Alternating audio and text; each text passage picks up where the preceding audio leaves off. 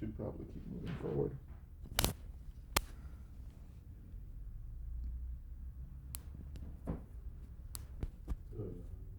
Higher? How's that? Where were we? 4-star television, right after Oh, yeah. Smothers Brothers. Yeah.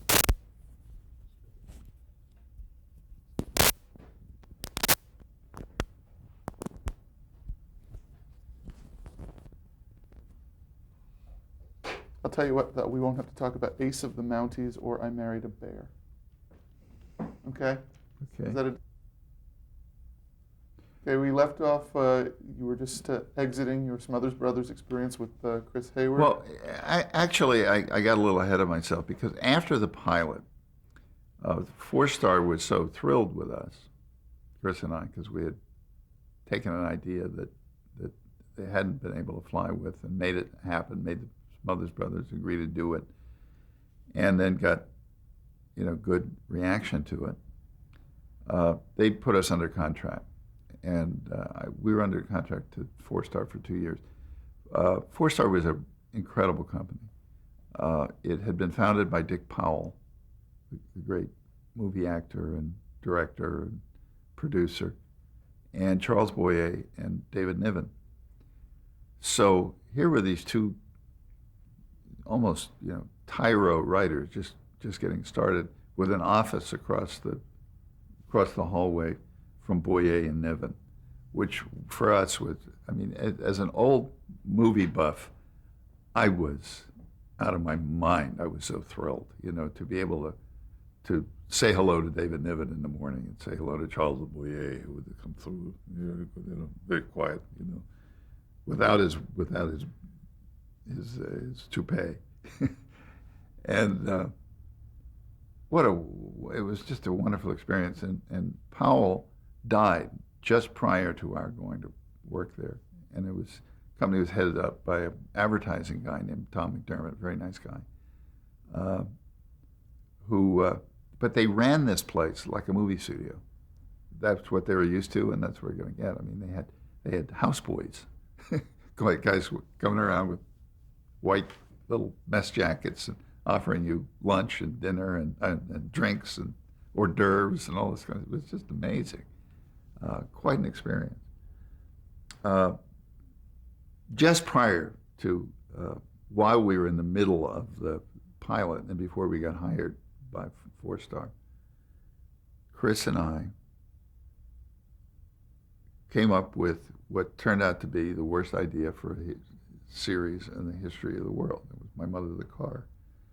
And our idea was, again, that Martian and Bewitched and all these things were so popular, and why don't we do something that makes fun of them, kids them? And we thought, here's one in which this guy's mother is reincarnated into an automobile. It was produced by a guy named Rod Amato, who's famous for having done the World of Dobie Gillis, which was a very good show. He had done a lot of the Burns and Allan shows, and quite a character. We wrote a number of these scripts for the show. It sold. Somebody bought it.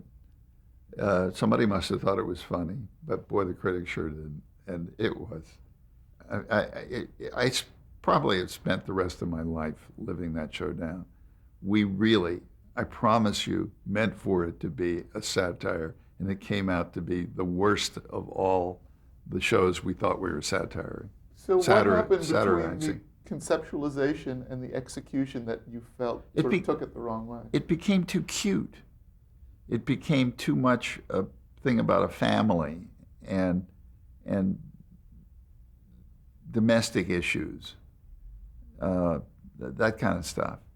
Although there were some wild and bizarre characters in it, a guy named Avery Schreiber playing a man named Captain Manzini, who was a car collector, who had only one car that he wanted that would fill in his collection. There was only one left. The only one he could find happened to be this guy's mother, and so he's trying to keep his mother out of this strange rich man's car collection throughout the whole series, you know. And Manzini is over there twisted like the standard villain, you know, with this big mustache, and we thought it was pretty funny, but everybody else thought it was pretty terrible. And it's nice to know that at the point in my life where some people think the Mary Tyler Moore Show is one of the better shows of all time, that I also did the one that everybody is sure is the worst. Do you want to talk at all about the cast, Jerry Van Dyke? Well, Jerry Van Dyke, yeah, funny guy, Jerry Van Dyke, proven himself. Jerry was living, of course, in Dick Van Dyke's shadow at the time. You know, the Van Dyke Show was the thing that everybody aspired to. I certainly did. I wrote spec scripts and sent them to Carl Reiner and to Sheldon Leonard, trying to get somebody to read something over there, so that I wrote what I thought were a couple of pretty funny scripts. And I got back from Carl your standard rejection letter that looked like it was just the one where they just write "Dear" and just fill your name in. And it was, I've never quite let Carl forget it, that all I got from him was this brusque rejection. And then sometime later, maybe a month, maybe more, just when I was beginning to wonder whether, and this is before the 4-star deal, I was beginning to wonder whether I would really ever be able to make it as a comedy writer, because I had been struggling for a long time trying to do it. And a letter arrived from Sheldon Leonard Productions, and I opened it up. And it's this long letter from Sheldon Leonard, who was a legend. I mean, Danny Thomas Show, Van Dyke Show, Andy Griffith, Gomer Pyle, all those shows. And this very kind letter saying, I've read your script. I know Carl has rejected it. And it's because it's not a perfect script. You don't know enough about form, and you don't know this, but you're funny, and you have a sense of humor that can't be denied, and you have a writing style that's very nice. The story doesn't work, but so what? And I would encourage you, if this nutty business is something that you really feel in your heart you want, I would encourage you to stay in it, and I did.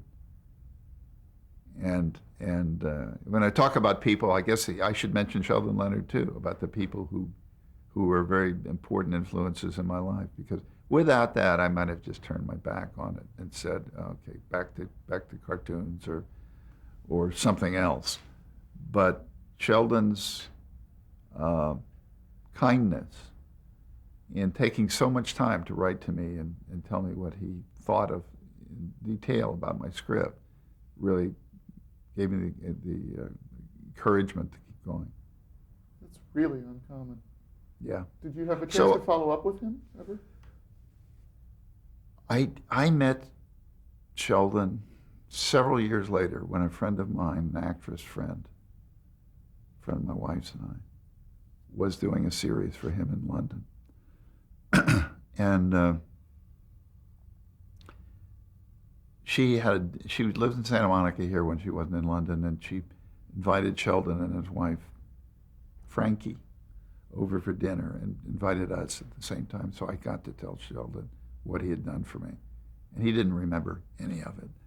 But he said, it's nice to know. By that point, I was doing the Mary Tyler Moore Show. And so I was able to say, had it not been for you and for the Van Dyke Show, which made me aspire to better things, he was sort of embarrassed by it more than anything else, because that was Sheldon's style. It was not to take credit, but to say, well, I did what anybody would do. But not everybody does do that. That's remarkable. Well, let's segue from My Mother the Car chapter of your life to He and She. And let's just begin. You've mentioned this name as sort of in the pantheon of great influences.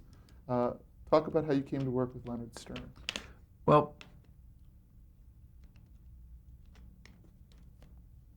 Chris and I, Hayward, our deal at Four Star was not totally exclusive. We were allowed to do certain, if they didn't want to do something we had written, we could take it somewhere else. And we wrote a pilot called Shepherd's Flock, and it was about a ex-pro football player, big tackle, who became a minister, and he was unmarried, took over ministry in a small town. And he was like a bull in a china shop, and it was roughly based on a football player at UCLA named Don Mumo, who became a prominent minister. Actually, became, I think, Ronald Reagan's minister in the church that he went to. And we just thought the idea of football player and minister was an interesting idea. And we made this pilot, and it was with a guy named Ken Mars, who actually was in the original of the producers. He was the crazy playwright in Springtime for Hitler and all that stuff. Franz Liebken. And Kenny was very funny. And we did this pilot, and in the pilot, we had a little tiny part of a motorcycle cop who pulls him over for speeding early in the episode. And our producer on the show was a guy named Dave Davis, and he had been working on the better Smothers Brothers show, and working now with Leonard Stern, and remembered a guy who was a writer who was on the staff there for the Smothers Brothers show, and Glenn Campbell, and his name is Steve Martin. And wouldn't it be fun to put Steve Martin, this guy who had never done any acting before in his life, in this part?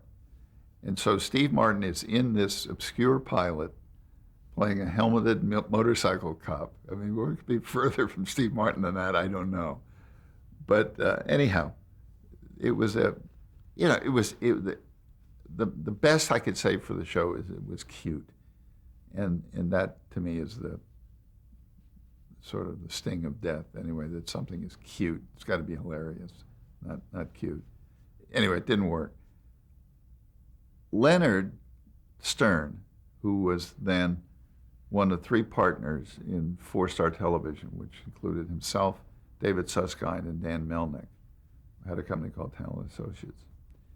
And Melnick and Susskind were in New York, and Leonard was out here.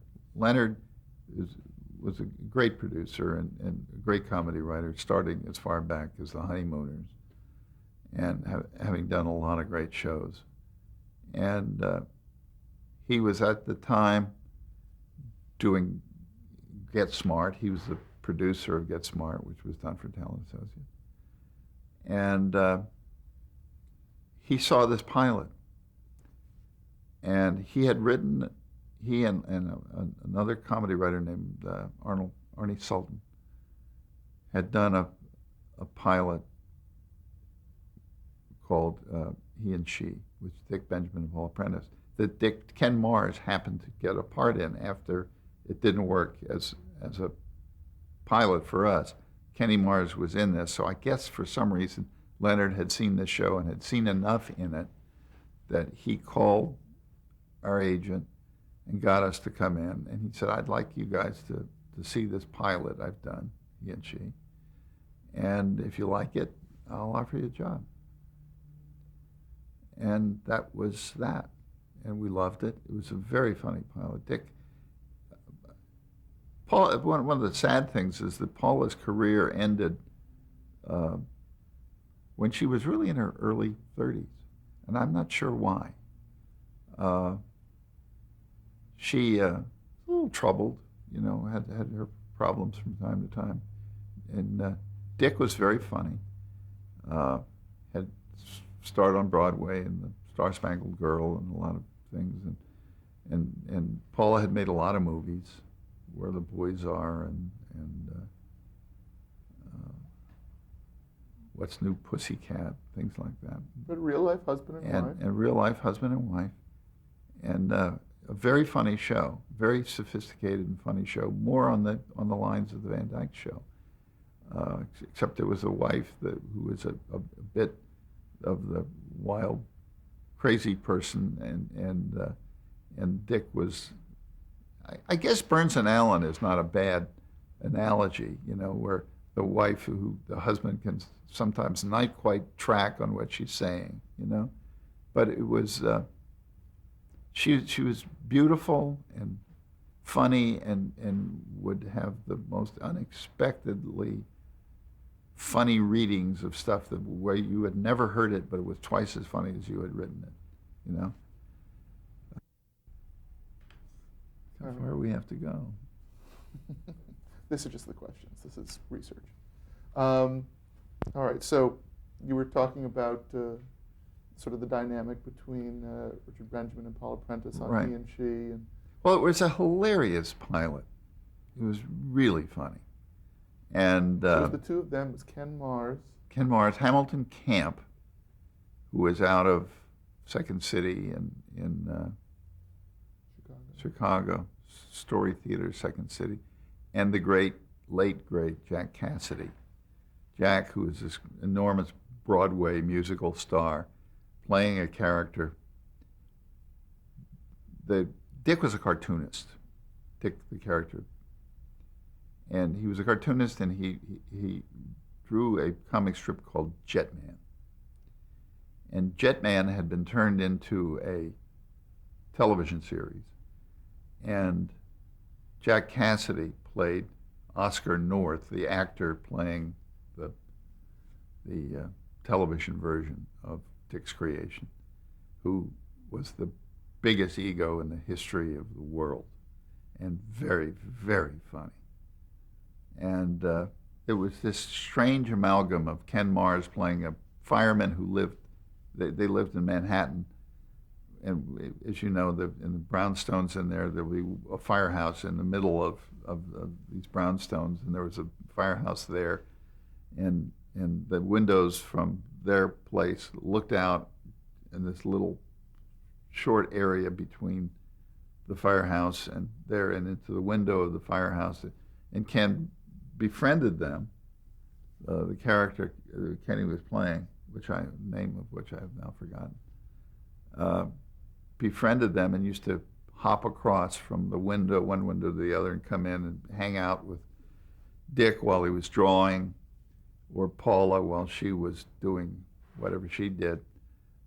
Actually, her job was she was working she was a traveler's aide, if you know, at train station and airports. They used to have this people who needed help in getting to where they were, and she was always befriending these sad cases and getting involved in their lives, much to Dick's chagrin. And so Kenny played one of those characters. So and Hamilton Camp played Andrew, the custodian, the janitor of the place, who always used to like to hang out with them. So there was this odd combination of characters, from this egotistical actor to the janitor, were all their friends, and very, very funny.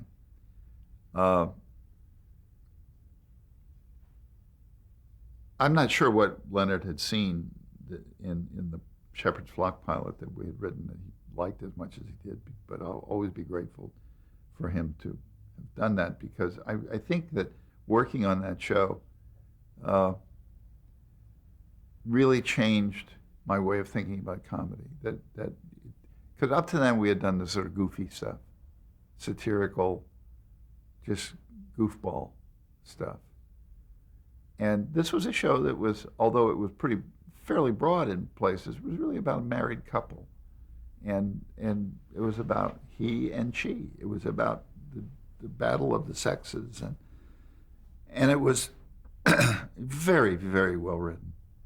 And to write that show, we had to crank our game up quite a bit, quite a number of notches to get to the quality of what they were doing on that show. And Leonard was very patient with us, and Arnie Sultan, who was remarkable, was one of the producers of the show and basically the head writer on it, was a tremendously funny man, and kind and wacky, but had been a friend of Lenny Bruce's, and was had been a stand-up comic of his on his own when he was in New York, but had given it up to become a television writer. He was one of the best that I know of. And we wrote, I would guess Chris and I probably wrote 8 or 10. The show was only on a year, and I think he and I only wrote about 8 or 10 of them. And we were nominated for an Emmy for one of them, as were Leonard and Arnie for the pilot, which was so great. And it was a shock and an embarrassment that we won the Emmy that they deserved. And we were just so flabbergasted by the fact that we just thought we were along for the ride. We're just very happy to have been nominated. And when they called out our names, that we had won this thing,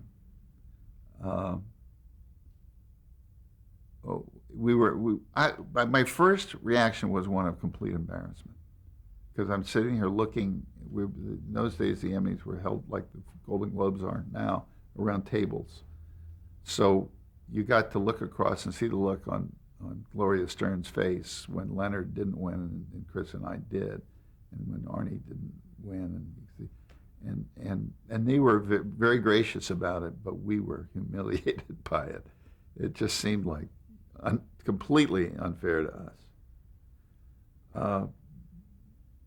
By that point, he and she had been canceled.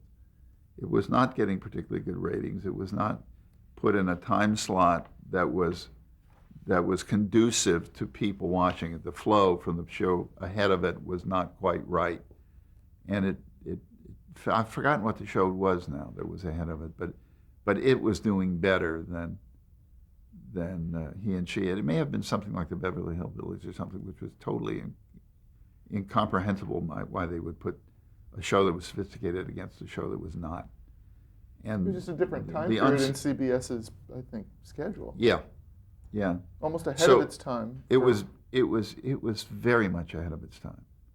Although the Van Dyke Show had already been done by that point, and CBS had been very respectful of it.